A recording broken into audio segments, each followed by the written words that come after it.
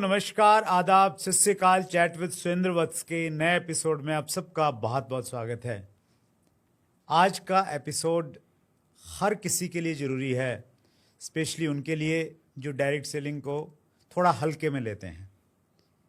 आज हमारे बीच एक ऐसी मेहमान हैं जिनकी कहानी बहुत सारे लोगों को प्रेरित करेगी और सोचने के लिए मजबूर करेगी। सो आइए मिलकर स्वागत करें। आज हमारी मेहमान हैं फरीदा खान जी। फरीदा जी, बहुत बहुत स्वागत है आपका चैट विद सुरेंद्र वत्स में। Thank you everyone, good morning. मेरा नाम फरीदा खान है और सर का मैं तहे दिल से शुक्रिया अदा करती हूँ यहाँ पे बुलाने के लिए, इनवाइट करने के लिए। तो thank you sir. Thank you so much Farida ji. Farida ji का परिचय मैं थोड़ा और डिटेल में देना चाहता हूँ। देखिए, ऐसा कहते हैं कि जो अच्छे लोग होते हैं उनकी हर जगह ही डिमांड रहती है, और ऐसे एक हमारे साथी थे रिजवान खान जी। रिजवान जी के साथ मेरा बड़ा एक अच्छा रिश्ता था, एक बड़ा इमोशन उनके साथ में जुड़ा हुआ था, और हमने साथ में काम तो करते ही करते थे। हमने साथ में एक पब्लिक स्पीकिंग की ट्रेनिंग ली 6 महीने तक। तो उसमें रिजवान जी और मैं हर सप्ताह मिलते थे, 3-4 घंटे साथ में रहते थे। उससे और हम बहुत नज़दीक आ गए, और दुर्भाग्य से कोविड के टाइम पे रिजवान जी हमारे बीच में नहीं रहे। फरीदा जी चूँकि डायरेक्ट सेलिंग से जुड़ी हुई थी, तो उन्होंने आगे बढ़ाया जो लेगेसी रिजवान जी छोड़ के गए थे। और पीछे एक हमारा प्रोग्राम था डायरेक्ट सेलिंग विराट महिला उद्यमी सम्मेलन। तो उसमें मैंने फरीदा जी आपका जो एक्टिवनेस देखा जी आप एक्टिवली इन्वॉल्व थे, काम कर रहे थे, आपको वहाँ पे सम्मानित भी किया गया। जी तो उससे मुझे लगा कि आपकी कहानी हर डायरेक्ट सेलर तक जानी चाहिए। तो उस नाते हमने आपको आमंत्रित किया और आपने समय निकाला। तो मुझे ऐसा लग रहा था कि पता नहीं आप मैनेज कर पाएंगे नहीं कर पाएंगे, तो आपने समय निकाला, उसके लिए जी आपका बहुत बहुत आभार। और शुरुआत हम आपकी कहानी से शुरू करते हैं, बिल्कुल एकदम इनिशियली, जन्म से लेके जी पढ़ाई लिखाई, शादी, डायरेक्ट सेलिंग, वहाँ से शुरुआत करते हैं। जी सर, तो थोड़ा सा मैं बताना चाहूँगी। मेरा जो जन्म हुआ है वो नेपाल में हुआ, और मैं नेपाल में ही पली बढ़ी।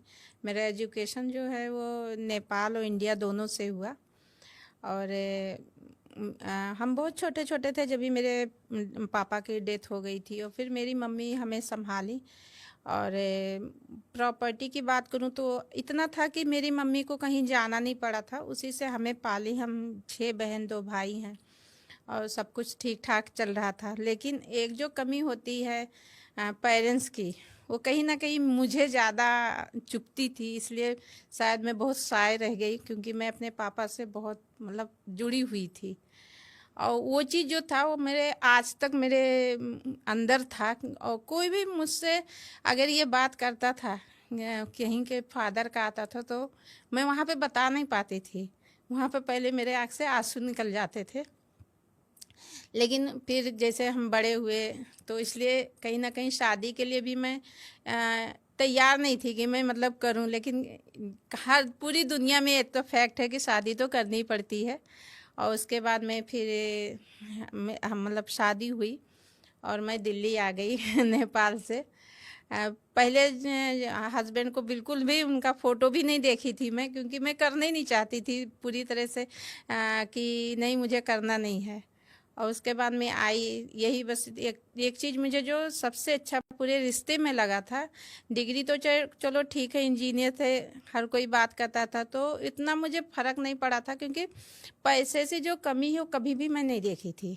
पापा नहीं थे, ठीक था, लेकिन इतनी प्रॉपर्टी थी कि हमें कभी भी पैसे की कमी नहीं लगी थी। लेकिन जो एक रिश्ता था वो लगती थी मुझे। मैं देखती थी मेरे पापा का भी मतलब बर्थ भी नहीं हुआ था, 9 महीने के पेट में थे जब ही मेरे दादा की डेथ हो गई थी। तो वो चीज़ मेरे अंदर था कहीं ना कहीं कि कुछ चीज़ें होता है ना कि माइंड में थोड़ा सा, तो इसलिए। लेकिन एक चीज़ मुझे बहुत अच्छा लगा था पूरे रिश्ते में, जो है वो ये लगा था जब मैं ये सुनी थी कि 3 भाई 1 बहन है, तो मुझे लगता था हम बीच के थे। तो इधर भी हैं, इधर भी हैं, मतलब पूरे जो रिश्ता जो था वो मुझे सबसे स्ट्रांग लगा था। और फिर मतलब शादी हुई जब आई, तो यहाँ पे जो देखी एक फासला मायके और ससुराल में, वो था पैसे को लेके। अ, अगर हम एक हाई मिडिल क्लास में थे तो सर बहुत लोअर मिडिल क्लास में जो हस्बैंड का बैकग्राउंड था, उससे भी मुझे ज़्यादा फर्क नहीं पड़ा। मैं कभी भी अपने मायके में जाके कोई चीज़ के ये नहीं कही कि मेरी कहाँ पे शादी करनी या इस चीज़ की कमी है। वहाँ पे यहाँ पे जब हमारे वहाँ पे था तो एक चीज़ ये देखती थी कि कभी भी हमारे यहाँ उधार लेना अच्छा नहीं माना जाता था। बैंक से लोन लेना क्या होता है ये हमें नहीं पता था। और यहाँ पे मैं देखती थी जब दरवाज़ा खुलता था तो कोई कर्ज वाला आके बेल बजाता था तो दरवाज़ा खुलता था, और कर्ज वाले के जाने से ही दरवाज़ा बंद होता था। तो कुछ दिन तो मैं समझ नहीं पाई थी कि ये चीज़ क्या है, फिर धीरे धीरे समझ में आया कि कितना कर्ज है। इसीलिए हस्बैंड जब नौकरी करते थे तो मुझे पता नहीं कि उनकी सैलरी कितनी है, क्योंकि मैं कभी पूछी नहीं थी। तो मुझे लगता था कि एक इंजीनियर हैं बहुत ज़्यादा सैलरी होगा, क्योंकि पूछी नहीं थी तो उस चीज़ से मैं बेफिक्र रहती थी। कहीं ना कहीं वो एक अदर कोई प्लेटफॉर्म ढूंढ रहे थे कि कहीं और से पैसे आएगा जब भी ये चीज़ सब ख़त्म होगा। फिर उनको डायरेक्ट सेलिंग का कॉन्सेप्ट किसी ने बताया और वो ज्वाइन किए, वहाँ पे काम करना शुरू किए। जब तक एक बेटी भी हो गई थी तो उसके भी खर्चे बढ़ गए थे। तो वहाँ से उनका डायरेक्ट सेलिंग का जो जर्नी है वो शुरू हुआ। ये कब की बात होंगी? 2001 ये दो शायद? हाँ 2001 की नहीं, 2021 में नहीं, सॉरी 2001 में, 2001 में 2001 में जी। हुई हाँ। तो वहाँ से फिर डायरेक्ट सेलिंग का जो जर्नी हुआ शुरू हुआ। और कभी भी मैं किसी काम से डिमोटिवेट नहीं होती थी। एक चीज़ मैं हमेशा सीखी थी कि जहाँ से हमारे खाने की मतलब आ रहे हैं उस प्लेटफॉर्म की हमेशा इज्जत करो। वो रोजी जो ऊपर वाला दे रहा है उसकी इज्जत करो। तो इसलिए मैं कभी भी कोई भी काम किए तो नेगेटिव नहीं थी। और उसमें भी एक अच्छा मेहनत की, एक अच्छे पोजीशन पे गए, वहाँ से एक गाड़ी भी लिए थे और लाइफ अच्छा चलने लगा। कुछ कर्जदार भी खत्म हुए, कर्ज देना वो लोगों देना शुरू किए, इस तरह से चल रही थी। लेकिन जब तक 2-3 बच्चे भी हो गए, उस कंपनी में कुछ 10 साल शायद काम किए थे। और जब वो कंपनी बंद हो गई तो फिर कहीं ना कहीं कुछ दिन के लिए हुआ था ये चीज़, तो कहीं ना कहीं हम फिर वहीं पे आ गए जहाँ से चले थे। उस टाइम पे फिर टफ टाइम इसलिए और ज़्यादा हो गया क्योंकि उस टाइम जिम्मेदारी भी बढ़ गई थी। बच्चे हो गए थे, उनकी स्कूल जाना शुरू हो गए थे, तो बहुत सारे चैलेंज फिर आने लगे। तो अब ये हुआ कि जॉब तो इतना जल्दी मिलता नहीं, क्योंकि वो जॉब क्विट कर दिए थे, जॉब छोड़ के फुल टाइम डायरेक्ट सेलिंग करने लगे थे। यहाँ पे उनको फ्यूचर दिखा, क्योंकि इतना ज़्यादा कर्ज था तो जॉब से तो पूरा नहीं हो सकता था, ये चीज़ समझ में आ गई थी। और पार्ट टाइम करके कोई पार्ट टाइम कुछ ही टाइम कर पाएगा। बहुत अगर अच्छा अर्निंग लेना है, एक अपनी अच्छी वो देखा देना है, तो वहाँ पे थोड़ा सा चैलेंज आता है। तो अब क्या करें, बहुत सारे बिजनेस किए, लेकिन एक चीज़ ये है कि डायरेक्ट सेलिंग जो किए है वो बिजनेस नहीं कर पाता है। तो फिर दूसरी कंपनी में काम करना शुरू किए और वहाँ पे काम करने लगे, बहुत मेहनत किए थे। और उसी का नतीजा था कि एक कम टाइम में एक अच्छे मुकाम पे पहुँचे, क्योंकि एक जगह से जब हम एक्सपीरियंस किसी भी चीज़ के ले लेते हैं तो कहीं ना कहीं वो लाइफ में हमारे काम आता है। यस। तो जब सेकंड टाइम शुरू किए तो वहाँ पे फिर मतलब काम अच्छा चला और बहुत अच्छे पोजीशन पे पहुँचे। वहाँ पे अर्निंग भी बहुत अच्छी हुई और एक जो सपने थे वो पूरे हुए। वहाँ से 2 गाड़ी लिए, एक लग्जरी भी लिए। और ज़्यादा कुछ अभी नहीं कर पाए थे, हाँ समझिए, कह सकती हूँ कि इतना अच्छा हुआ था कि जो कर्ज था वो ख़त्म हो गया था। और अब स्टार्ट समझिए एक तरह से किए थे कुछ कि हाँ अब अपने फ्यूचर के लिए सोचना शुरू किए थे। वहाँ से एक घर लिए जिसमें हम प्रेजेंट में रह रहे हैं और अच्छा बड़ा घर है। तो बच्चों को एक अच्छी लाइफ दे रहे थे, उनकी सारी ज़रूरतें पूरा हो रहा था। और सब कुछ बहुत अच्छा चल रहा था कि जब कोविड आया तो उस टाइम पे उनकी डेथ हो गई। अब लाइफ तो वहीं पे आके फिर से रुक गई क्योंकि 3 बच्चे थे और इसमें फरीदा जी एक चीज़ मैं पूछना चाहता हूँ। जी जैसे कोविड ने हालांकि पूरी दुनिया को बहुत परेशान किया, जी और कुछ ऐसी चीज़ें भी आई कि कोविड नाम की कोई चीज़ नहीं है, ये क्रिएट किया गया है सब चाइना के द्वारा। जी हमने विश्व राय चौधरी जी का इंटरव्यू लिया था उसी दौरान, तो उन्होंने बोला कि ये कोरोना वोरोना कुछ नहीं है, सब ये ड्रामा है और ये जो फार्मास्यूटिकल इंडस्ट्री है ये सब क्रिएट कर रही है। रिजवान को मैं चूँकि पर्सनली जानता था, तो वो देखने में भी फिट थे, बहुत एक्सरसाइज वगैरह भी करते थे। तो ऐसा आपको क्या लगता है कि ऐसा क्या हुआ, कोविड की वजह से कुछ हुआ, कुछ ऐसा ध्यान आ रहा है आपको जो घटना सर घटी? देखिए सबसे बड़ी बात है वो कोई भी कुछ भी फिक्स किए थे लेकिन अपने यहाँ इतना बड़ा नुकसान तो हुआ।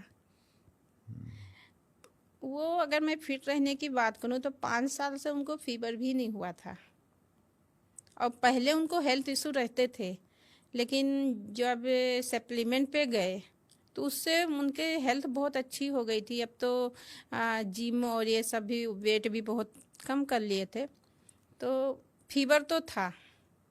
अब वो हम डॉक्टर जो बताते थे हम उसी को कह सकते हैं। और उस टाइम पे जब सेकेंड वेव आया था तो ऐसी कंडीशन थी बड़े बड़े लोगों की भी कि हम उस पर कोई क्वेश्चन कर ही नहीं सकते हैं। जो आप अगर पढ़े लिखे लोगों की बात करें तो वो जैसे हम जब जिस टाइम पर हॉस्पिटल में उनको भेजे थे उस टाइम उनको फीवर नहीं था।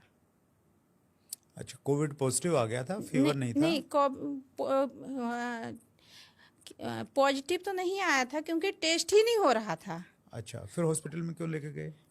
ऑक्सीजन लेवल बहुत कम हो गया था। अच्छा, ओके। मतलब ऑक्सीजन लेवल बहुत, और उसका भी एक रीज़न है कि अब पता नहीं, मैं तो खैर उस चीज़ पे जाती नहीं हूँ, अब उसको सोचती नहीं हूँ, लेकिन जो ये घर में जो सिलेंडर आते थे ना लोगों के पास कोई ऑप्शन नहीं बचा था, इसलिए मुझे लगता है कि उससे लोगों का नुकसान ज़्यादा हुआ।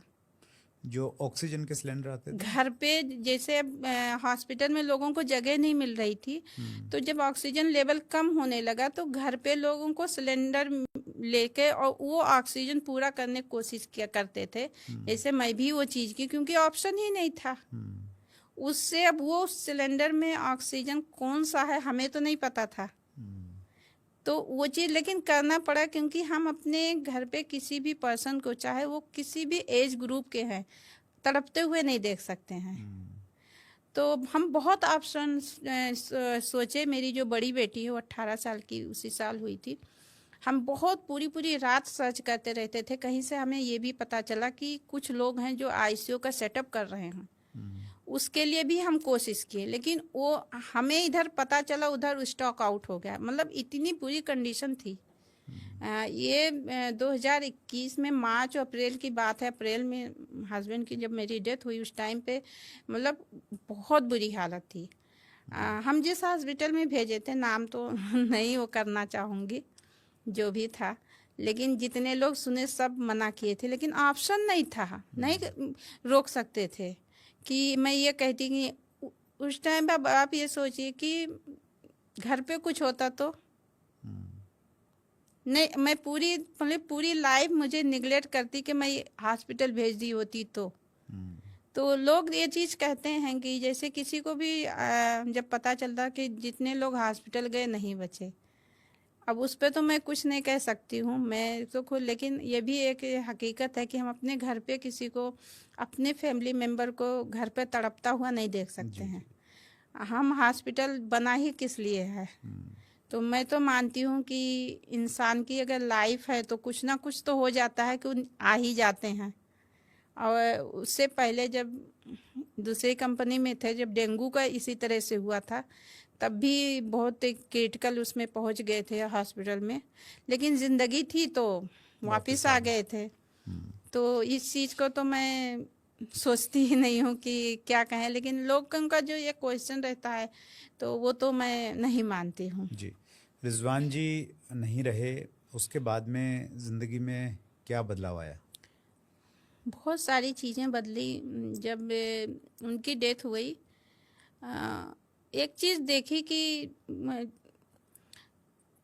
हमारे ना, अगर अर्निंग पर्सन जिसको भी कुछ हो जाता है, उनकी फैमिली में अगर बच्चे हैं, बीवी है, तो उनके घर वाले ही उनको आगे नहीं आने देते, मतलब कुछ नहीं मदद करते हैं। मैं अपने में भी देखी, मेरे यहाँ हर कोई आता था और बहुत से लोगों में मना भी की थी, क्योंकि वो टाइम ऐसा था कि मुझे ये टेंशन रहता था कि मेरे बच्चों को ना हो जाए। कुछ लोगों को बुरा भी लगा, जी। लेकिन एक चीज़, इतनी बड़ी चीज़ मैं खो दी थी, और कहीं ना कहीं डर था कि कहीं मेरे 3 बच्चे, उनको ना कुछ हो। तो कुछ लोगों तो मना करती थी मैं कि मत आओ अभी फ़िलहाल ये सिचुएशन नहीं है कि घर पे आया जाए। लेकिन जो बहुत नज़दीक के थे, मैं देखी कि पैसे से ना कोई नहीं किसी की मदद करता है। मेरे यहाँ दूध आता था तो वीकली लेते हैं, और उसका मुझे नहीं पता था, 1 महीने पहले का एडवांस भी था उस दूध वाले का। और संडे को मंडे को उसका वीक पूरा होता था तो वो पैसे लेता था। सैटरडे को देना बंद कर दिया। आप सोचिए, जिस दिन हस्बैंड की मिट्टी हुई थी, उस दिन मेरे यहाँ दूध नहीं आया।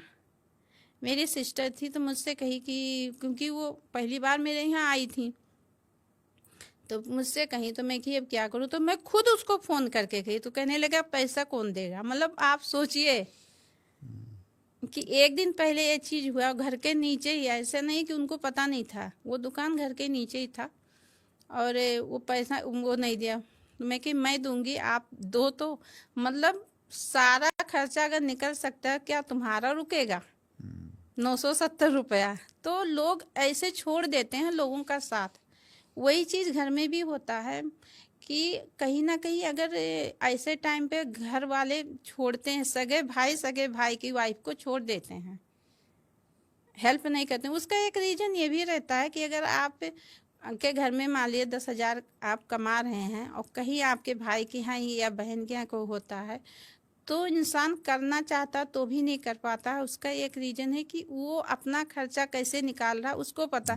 तो वो वहाँ पे वो कर लेता है कि अगर मैं उनका आज मदद करूँ तो कल भी करना पड़ेगा। और ये चीज़ मैं देखी हूँ, मेरे यहाँ सब कुछ आते थे, जैसे जो आते थे, चॉकलेट लाते थे, फ्रूटी लाते थे, फ्रूट लाते थे, सब कुछ लाते थे, लेकिन एक सिंगल बंदा भी ये नहीं पूछा कि तुम्हारे घर का खाना खर्चा कैसे चल रहा है। कोई नहीं पूछा। तो चूंकि डायरेक्ट सेलिंग की इनकम तो रेगुलर आ रही होगी? रेगुलर आ रही थी सर, लेकिन क्या पता था कि आएगी ही। ये बाकी लोगों को नहीं मालूम, आपको था विश्वास कि हाँ, आएगी? मुझे विश्वास था, इसलिए कि बहुत सारे लोगों की स्टोरी कहीं ना कहीं सुनती थी, देखती थी। मैं पहले भी ज़्यादा गाने नहीं सुनती थी, मैं कोई सीरियल नहीं, मुझे ये सब सुनना देखना पसंद था। तो लेकिन जब तक अपने ऊपर नहीं पड़ता है, जब तक विश्वास भी आधा अधूरा ही रहता है। जी।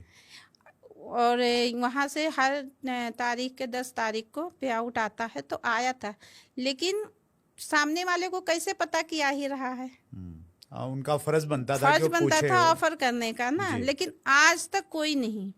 मैं तो एब्जॉर्व कर ही रही थी, मेरे बच्चे भी कर रहे थे, और इसलिए मेरी बेटी को बड़ी वाली चॉकलेट बहुत पसंद है। वो जब आता था तो उसको खाती नहीं थी, चॉकलेट नहीं खाते थे? हाँ, मतलब वो भी कहीं ना कहीं इस चीज़ को सोचती थी। तो एक दिन ऐसे हम बैठे बात कर रहे थे, तो कहने लगी कि मम्मी सब लोग ये चीज़ लाते हैं, लेकिन कोई हमसे ये नहीं पूछा कि तुम्हारे घर का खर्चा कैसे चल रहा है। तो मैं कही कि आप भी ये चीज़ सोच रही हो? तो कह रही हाँ। तो ये चीज़ होता है दुनिया में हर किसी के यहाँ, और आज तक वो चीज़ है कि कोई नहीं हो किया। लेकिन मैं ऊपर वाले का सबसे ज़्यादा शुक्रिया अदा करती हूँ कि अगर जॉब ही कर रहे होते, पैकेज कितने का भी होता, 1 करोड़ का भी होता, लेकिन वहीं पे वो चीज़ ज़ीरो हो जाता।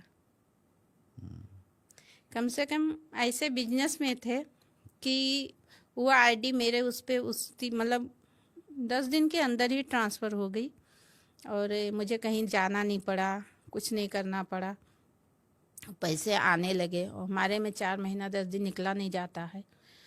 उस बीच के भी बहुत सारे टाइम देखी, किसी का कभी कंधा नहीं मिला कि मैं सर रख कर रो दूँ।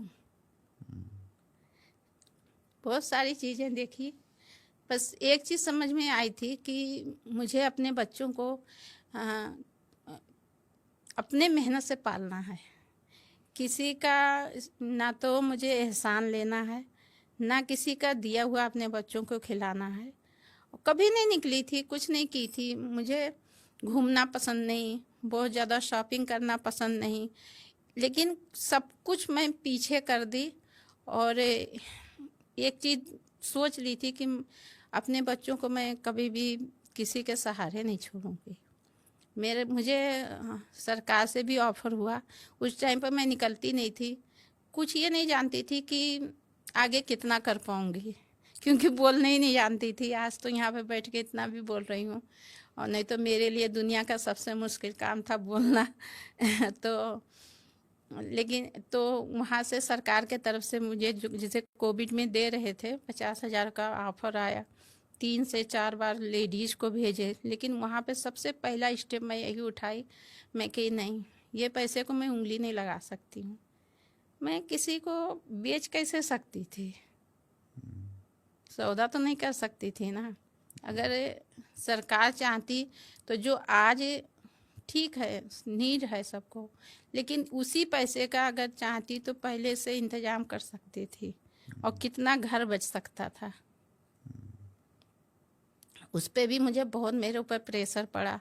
बहुत सारे रिलेटिव जो कभी फ़ोन नहीं करते थे, फ़ोन करके समझाने लगे, नहीं ले लो, ये है वो है। मैं कही मैं उंगली नहीं लगा सकती हूँ। 50,000 से मेरी कोई ज़िंदगी नहीं बन जाएगी। जो मेरे बच्चों के एक महीने खर्चा नहीं है सर। मेरे बेटे का 47,000 समथिंग कुछ स्कूल की फीस जाती है, ऐसे स्कूल में पढ़ रहा है। छोटी बेटी भी उस टाइम स्कूल थी, बड़ी वाली का उसी साल इंटर हुआ था। तो वो पैसा मेरा कितना दिन चलता। लेकिन सच बताऊं, मुझे बहुत खुशी होती है। मैं आज भी, मुझे दिल से तसल्ली हुआ वो पैसे को मैं मना करके। और 3 बार मेरे यहाँ लेडीज आई समझाने के लिए, सिग्नेचर लेके गई मैं कि मैं ले ही नहीं सकती हूँ, और मैं नहीं ली। और मुझे बहुत खुशी है, मतलब दिल से मुझे सुकून हुआ उसको मैं रिजेक्ट करके। तो 2021 में ये घटना घटी, जी। आज हम 2024 में हैं, जी। 13 साल हो गए हैं। लगातार आपको पैसा मिल रहा है रिजवान जी ने बिल्कुल, जो काम किया था, मेहनत किया था। बिल्कुल, बिल्कुल। और एक तो हुआ फाइनेंशियली सपोर्ट आपको मिला। जी। फाइनेंशियली सपोर्ट के साथ साथ में उस समय इमोशनल सपोर्ट की बहुत ज़रूरत रहती है। बहुत। तो क्या आपको लगता है, चूंकि रिजवान जी डायरेक्ट सेलिंग में थे, टीम थी, लोग थे, अपलाइन डाउनलाइन थे, कंपनी थी, वहाँ से भी आपको फाइनेंस के साथ में इमोशनल सपोर्ट भी मिला? जी। जब मैं निकली तो निकलने का थोड़ा छोटा सा रीज़न बताऊंगी। मेरी बेटी का 2 चीज़ था। मेरी बेटी का उसी साल बड़ी वाली का बोर्ड का एग्ज़ाम हुआ था, रिजल्ट निकला। इनके पापा कहते थे कि तुम्हारा 92 पॉइंट प्लस रिजल्ट आएगा। एग्ज़िट वही हुआ, 92.6% उसका रिजल्ट था। कौन सी क्लास में? 12th क्लास में। 12th में, अच्छा। जी, बड़ी वाली का। और एक तरफ खुशी भी हुआ, उससे ज़्यादा दुख हुआ, इमोशनल हुए। उस दिन में बच्चों को, मेरे तीनों थे, बैठे थे कि रिजल्ट आया, होता है वो भी बोर्ड का। तो मैं वो रोने लगी, तो उसको मैं कंधे से तीनों को लगाई। मैं कही कि कभी भी बेटा, जबकि मैं उस टाइम पे तो सोची भी नहीं थी मैं करूं क्या। मैं डायरेक्ट सेलिंग के तरफ अगर देख रही थी कहीं ना कहीं, तो देखिए अपना अकेले हो तो इंसान कहीं ना कहीं पीछे हो जाए कुछ जी। चीज़ों का। ऑप्शन ढूंढता है कि मैं क्या चले जाऊँ, या मैं ससुराल से थोड़ा सा दूरी पे आ गई हूँ रहने, तो उस घर पे चली जाऊँ। जी। लेकिन मुझे वो ऑप्शन भी नहीं लेना था, क्योंकि अगर मैं मायके जाती तो आज के टाइम पर मुझे वो फ्रीडम नहीं था कि मैं अपने बच्चों के लिए, कितना भी आपके यहाँ है, लेकिन वो चीज़ नहीं है कि जो आज मैं कर पा रही हूँ। जी। दूसरे पे मैं फिर से डिपेंड हो जाती। तो वो तो मुझे जानती थी मैं, तो इसलिए मैं उधर भी नहीं जा सकती थी। इधर भी जाती तो कितना दिन के लिए। तो दोनों ऑप्शन तो मेरे लिए ये था ही नहीं। मैं शुरू से जब थोड़ा सा मतलब शांत हुआ मन कि आगे मैं क्या करूं, तो डायरेक्ट सेलिंग के तरफ भी मैं ये नहीं समझ पा रही थी कि मैं निकलूं या ना निकलूं, और ना निकलूं तो करूं क्या। तो उस दिन बच्चों से कह तो दी, लेकिन उस दिन से मेरे माइंड में थोड़ा सा और हलचल हुआ कि करूं क्या, कैसे करूं। क्योंकि आज के टाइम पे अगर जॉब भी ढूंढो तो उतना नहीं, और बच्चे इस एज पे थे, एक लग्जरी देखे थे कि जो चीज़ मुंह से निकलता था वो अगले दिन ही पूरा होता था। उस एज पे थे। अगर छोटे रहते हैं तो हम कहीं ना कहीं उनको एक कह देते हैं कि चलो इतने में जियो, वो फिर सरवाइव कर लेते हैं। बड़े हैं तो वो अपना दूसरा रास्ता ढूंढ लेते हैं। लेकिन ये जो बीच के होते हैं इनके लिए बहुत टफ टाइम रहता है। फिर एक दिन क्या हुआ कि उस टाइम पे मेरी इद्दत पूरी हो गई थी, लेकिन मैं निकलना शुरू नहीं करी थी। समझ में नहीं आ रहा था कि क्या करूं। डायरेक्ट सेलिंग में इतना देखी थी कि बोलना सबसे ज़्यादा ज़रूरी है, चीज़ों को पहचानना बहुत ज़रूरी है, जो कि मेरे अंदर बिल्कुल भी नहीं था तब। तो मेरी बेटी कहने लगी कि वो जूम पे मीटिंग स्टार्ट कर दी थी, बड़ी वाली लड़की। अच्छा, बेटी लेने लग गई बेटी थी ने मीटिंग। स्टार्ट कर दिया था जूम पे। साइड में तो मैं बैठती थी, क्योंकि मैं किसी के सामने नहीं जा सकती थी उस टाइम पे, लेकिन रोना बहुत आता था उसको देख के। और उसकी आंखों में एक डर देखी थी मैं कि कहीं ना कहीं मम्मी तो कर नहीं पाएंगी, और कहीं ना कहीं मेरा फ्यूचर ख़त्म है। उनके पापा का भी और उसका सिर्फ एक ड्रीम था कि मुझे एमबीबीएस करना है, और बाहर से वो भी वही चाहते थे, और बड़ी वाली बेटी भी। तो वो चीज़ उसको कहीं ना कहीं ये था कि मेरा तो फ्यूचर ख़त्म है, क्योंकि मम्मी तो करेंगी नहीं और सारी जिम्मेदारी मुझे निभाना पड़ेगा। वो ये भी देख रही थी कि कोई आगे बढ़ा नहीं, अगर ये पैसे आ रहा है तो कितना दिन। बहुत सारे क्वेश्चन थे, जी। क्योंकि जब हम किसी को सुनते हैं तो एक सुनी सुनाई बात लगती है, लेकिन जब अपने ऊपर कोई चीज़ होता है तो वो हमें रियलिटी पता चलता है कि क्या हकीकत है। भले से सुने रहते हैं वो भी हकीकत ही रहता है, लेकिन उतना हम उस चीज़ को पे नहीं जा सकते हैं। जी। तो वो कहने लगी कि मुझे लगता है कि पापा मेरे 18 साल के होने के वेट कर रहे थे। और उस दिन उसके वो जो वर्ड थे ना, इतना ज़्यादा मुझे चुभा कि मैं बता नहीं सकती हूँ। उसी वक्त मैं अपने जेठ को फ़ोन की, और मैं कही भाई कल 2 दिन बाद शायद मीटिंग थी, तो मैं कही कि मैं आऊँगी उस मीटिंग में। तो कहने उस जब तक मैं अपने जेठ के सामने भी कभी नहीं गई थी, मतलब उस इद्दत पूरी हो गई थी तो भी इतना हिम्मत नहीं पड़ती थी कि क्या करो। तो कहे ठीक है। तो उस मीटिंग में जब मैं गई तो पहली बार इस तरह से स्टेज पे चढ़ी थी, और कुछ नहीं दिख रहा था, बस एक चीज़ दिख रहा था कि हाँ आज से मैं शुरू कर रही हूँ। कितने लोग बैठे हैं क्या है, कुछ नहीं वो हुआ था। और उस दिन से स्टार्ट करी, और फिर मोरल सपोर्ट की बात करूँ तो बहुत ज़्यादा मिला। जब हम लोगों के साथ रहते हैं ना, तो कहीं ना कहीं चीज़ें धीरे धीरे अपने अंदर का लोगों को से बात करके कम होती हैं। अगर आज मैं घर पे रहती तो शायद बीमार हो रही थी, बहुत सारे बीमारी हो जाती, बहुत सारे चीज़ों पे फाइनेंशियल भी परेशानी आती, पता नहीं क्या होता।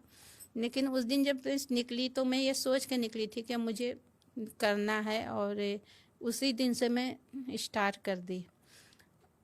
मैनेजमेंट से बहुत ज़्यादा सपोर्ट मिला, अपलाइन से फिर धीरे धीरे मिली, इस तरह से करके सर्कल बनते गया, जिससे मैं कभी भी नहीं देखी थी, नहीं जानती थी।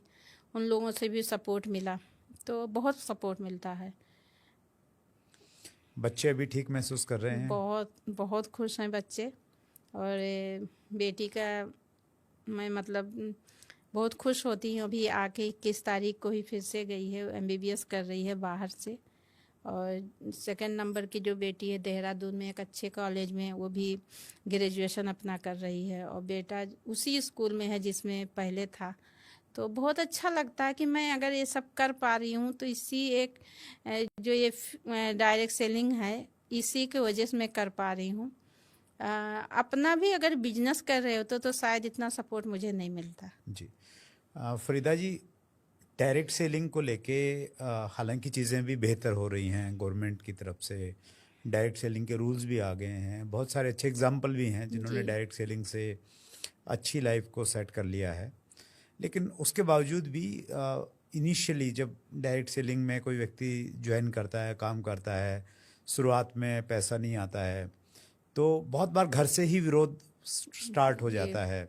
अगर एक व्यक्ति ने अपनी पत्नी को इन्वॉल्व नहीं किया है तो उतना ज़्यादा सपोर्ट नहीं मिलता है शुरुआत में।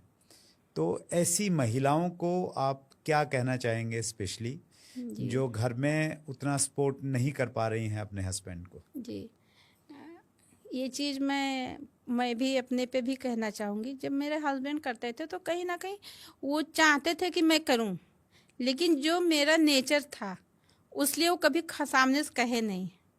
तो उसका एक कहीं ना कहीं मुझे जो लगता है कि जेंट्स में थोड़ी सी कमी है, क्योंकि जो लेडीज निकलती नहीं है, जैसे मैं नहीं निकलती थी, लेकिन कभी मैं अगर सोचती थी तो मैं अंदर से क्या रोकता था, टाइम, कि अगर मैं मीटिंग में जाने लगूं तो घर का क्या होगा, बच्चों का क्या होगा। लेकिन जब मैं निकलने लगी तो मैं एक चीज़ देखी कि जो लीडर हैं, तो लेडीज अगर हस्बैंड वाइफ दोनों काम कर रहे हैं तो दोनों डेली नहीं निकलते हैं। जैसे कभी खाली हस्बैंड चले गए, कभी वाइफ चलेंगी, कभी दोनों चले गए, मतलब टाइम के हिसाब से वो चीज़ एडजस्ट हो जाता है। तो वहाँ पे अगर जो हस्बैंड हैं, जो जेंट्स थोड़ा सा अगर ये चीज़ अपने घर में समझाए ना, तो मुझे लगता है कि हर लेडीज निकलेगी, कभी कभी करके फिर वो फुल टाइम होंगी। क्योंकि कहीं ना कहीं हमें घर भी देखना रहता है, जी। तो खाली बच्चे नहीं, जैसे घर में और भी फैमिली हैं तो उनका भी हमारी एक जिम्मेदारी रहती है। तो वो रोज नहीं मैनेज हो पाता, लेकिन धीरे धीरे हो जाता है।